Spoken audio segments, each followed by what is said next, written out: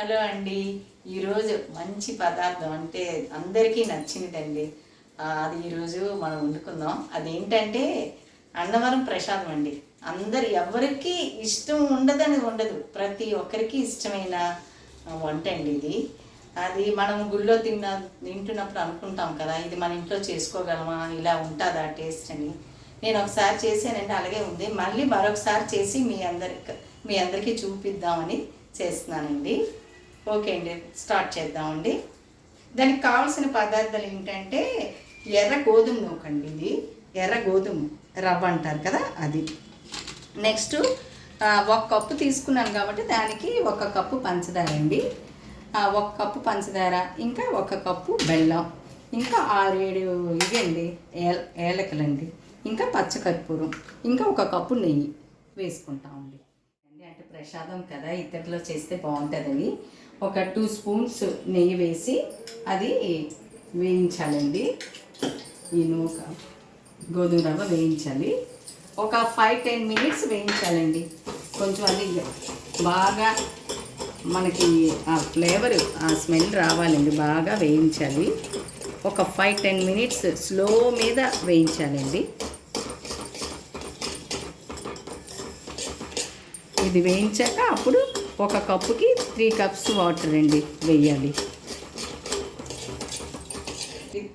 నెయ్యిలో వేయించిన తర్వాత రవ్వ ఇలా ఉండాలండి, ఈ కలర్లో ఉండాలి. వేయించాక తీసాను వేరేగా. ఇప్పుడు 1 కప్పు రవ్వకి 3 కప్పులు నీళ్ళు పెట్టుకోవాలండి. 3 కప్పులు నీళ్ళు ఇది మరిగాక అప్పుడు రవ్వ వేస్తామండి. 1 కప్పు రవ్వకి 3 కప్పులు నీళ్ళు వేసాను కదండి, అది మరుగుతుంటే మరిగింది. ఇప్పుడు రవ్వ వేసేయాలండి. ఇక్కడ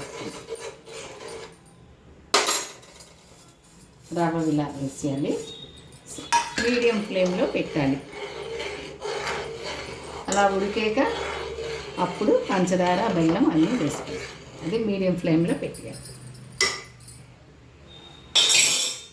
ఇలా మరగనివ్వాలి. అలా మరుగుతున్నాక ఉడికిన తర్వాత అప్పుడు పంచదార వేస్తాం. ఇలా ఉడకాలండి. ఇలా ఉడికిన తర్వాత ఫస్ట్ పంచదార వేయాలి. ఈ పంచదార వేసి కరిగించాలి. అలా కలుపుతూ కరిగించాలండి. అప్పుడు ఒక బంకలాగా వస్తుంది. ఇప్పుడు చూడండి, మన అన్నవరం విధంగా ఒక చిన్న బంక ఉంటుంది. అదే ఇలా కలుపుతూ ఉండాలి. అలా కరిగాక మరి కొంచెం ఒక 5 నిమిషాలు అయ్యాక అప్పుడు బెల్లం వేస్తామండి.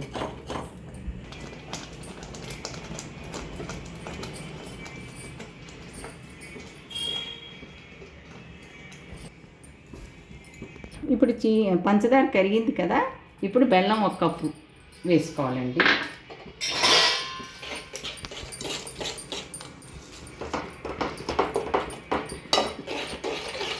అంటే ఇప్పుడు అందరూ పంచదార ఎక్కువగా తినరు కదా, కొంచెం తగ్గించుకోవచ్చండి. నేను 1 కప్పు రవ్వకి 1 కప్పు బెల్లం 1 కప్పు పంచదార వేసుకున్నాం.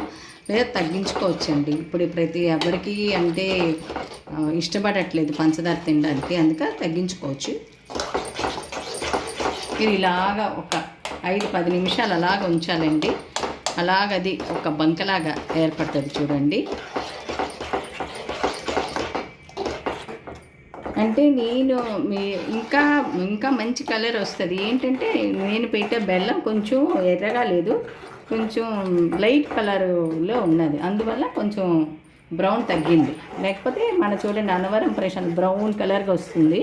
అది బెల్లం బట్టి ఉంటుందండి.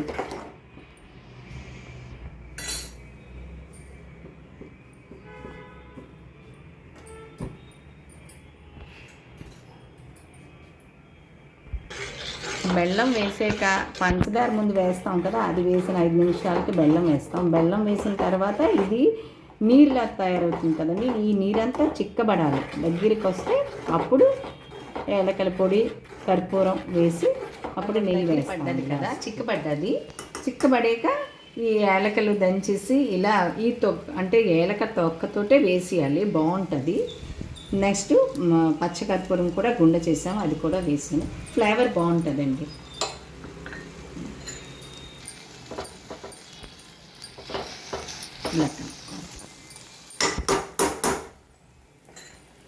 యాలకులు ఇప్పుడు లాస్ట్కి స్లో చేసేయాలండి, సిమ్ చేసేయాలి. సిమ్ చేసి దానిపైన నెయ్యి వేయాలండి.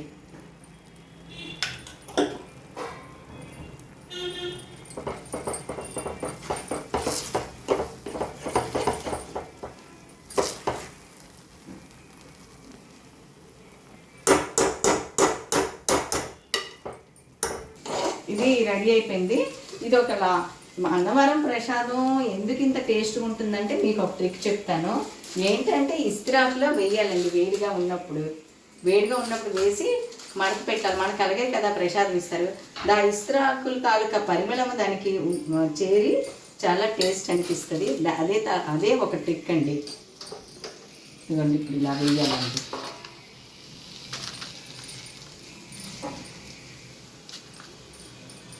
వేడిగా ఉన్నప్పుడే వేయాలండి.